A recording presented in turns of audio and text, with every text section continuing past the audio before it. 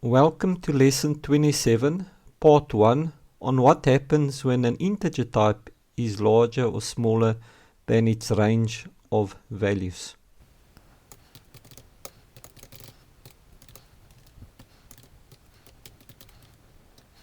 Yeah, I'm allocating the constant integer min value to a reference variable I min of type int, and it gives me this number over here.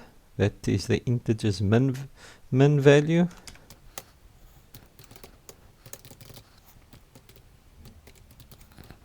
And yeah, I'm doing the same, but I'm allocating the max value.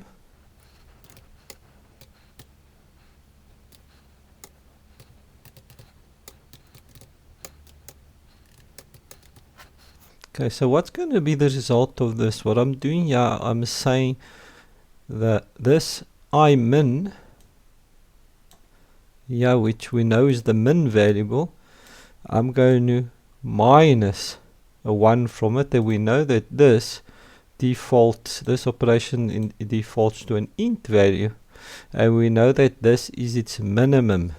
So it's already got the minimum, and we're subtracting 1 from its minimum value. Is it going to give me an error, or what is going to happen here?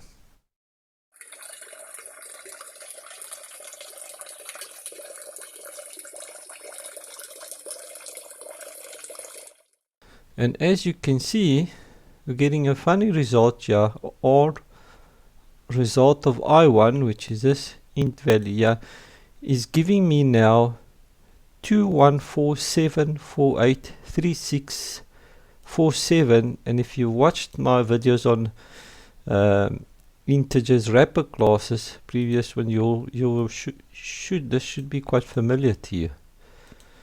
So, and as you can see, this value is its max value. So let's just see something else.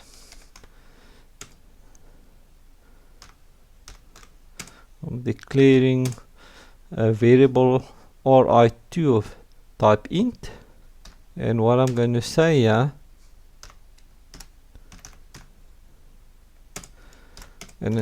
so I'm taking its max value, which I know is already 4, it's this value over here, and I'm adding an int literal of 1 to it. So what do you think is going to happen here? And I've got a mistake there.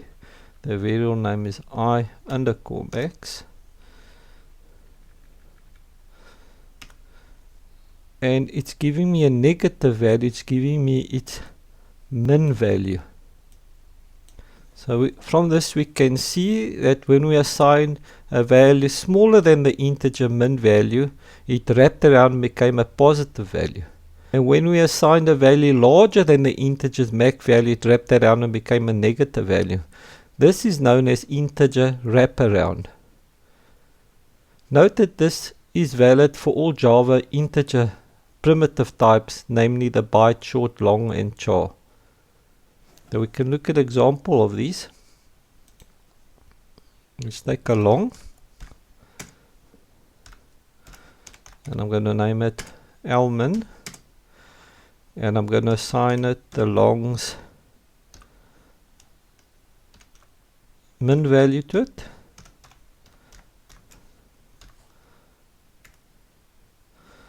And we'll take a long, let's say lmax, and we assign it the long's max value to it, just like we did in the examples with the integer, the int. So let's try now the same with the long. Result of long, one variable. Let's say we're going to have the lmin minus 1. So we already minus 1. Let's make it a long. So we already got the minimum value here and over here. So we're assigning it there, and we're still decreasing it by another 1 long literal. And as you can see, it's wrapped around to its max value. Let's try the same to its max value. So let's try again. Let's try another one, just the other way around.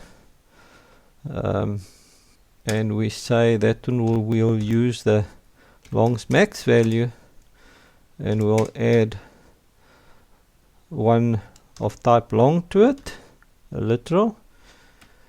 And as you can see, it's wrapped or underflowed, in other words, to its from a maximum value plus 1, it's gone to its minimum value, so it's wrapped around. So we see from these that overflow and underflow occurs when there's a wraparound. Let's try it now with its other integer type, which is a byte.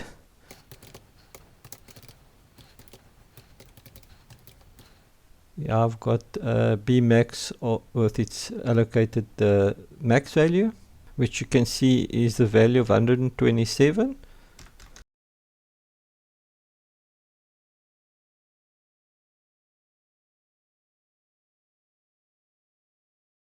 And there we got its min value.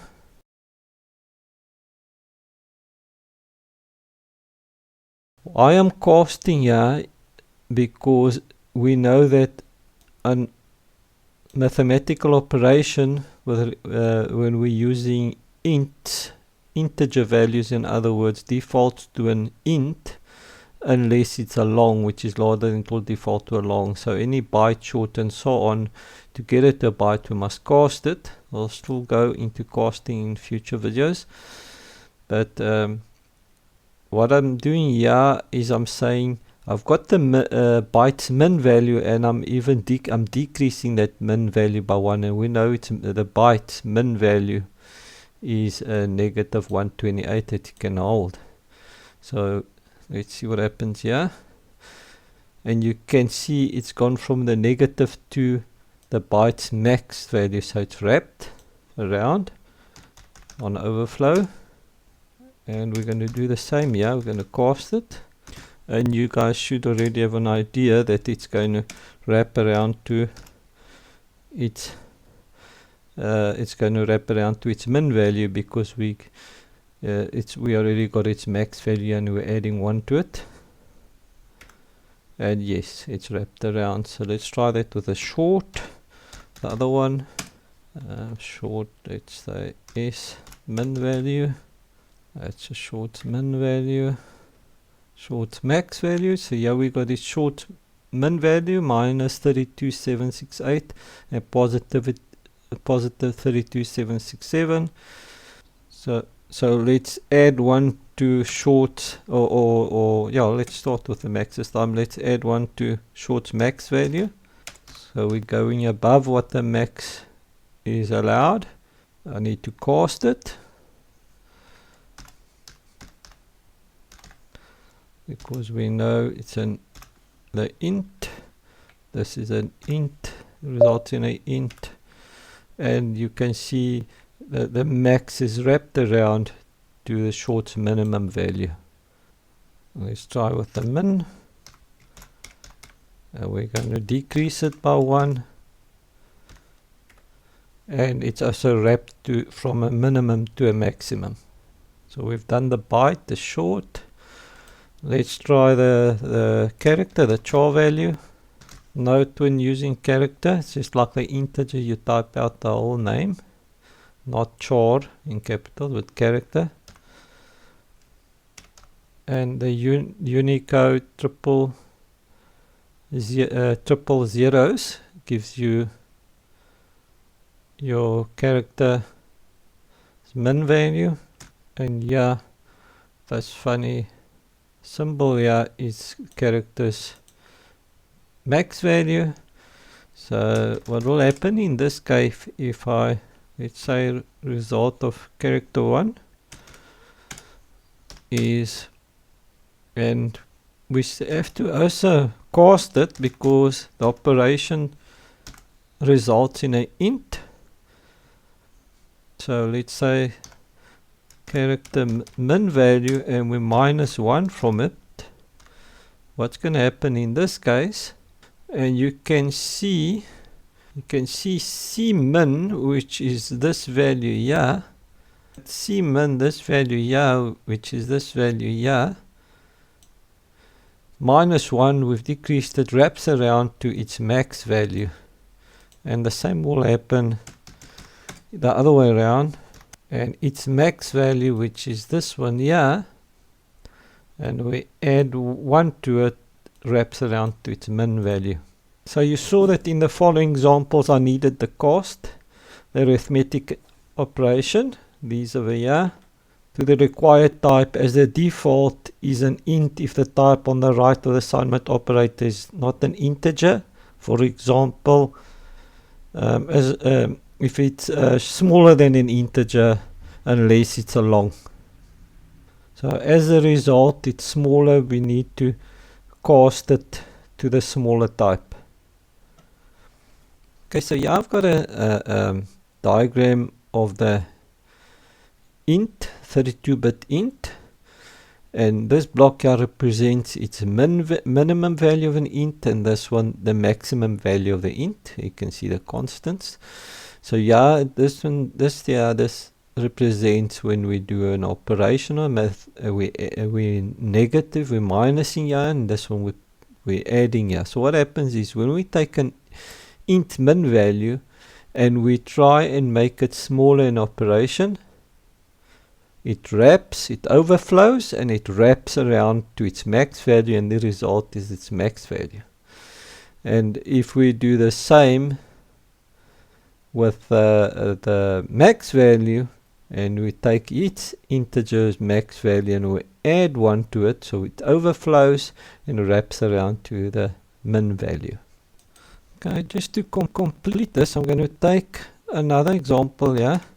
Say int result 3, and I'm going to say the int's max value, and I'm going to add 2 to it. So we're actually adding 2 more than is it going to give you its min value as it wraps around, or what's going to happen in that case? As you can see, it's actually gone, it's wrapped around to its min value and the next one, because its min value would be, if you go I min, you'll see I min is negative, ends with 48, so it's gone one bigger, so it's wrapped around the first one, and then the second one. I can even say, let's say IR3 is equal to I max plus 3, and as you can see, it's wrapping around and just going up again. We have reached the end of this lesson. We saw that if the integer's value under or overflows, it wraps around and does not give an exception or compile error. I hope you've enjoyed this lesson, learned something from it, and please don't forget to press the subscribe and notify button.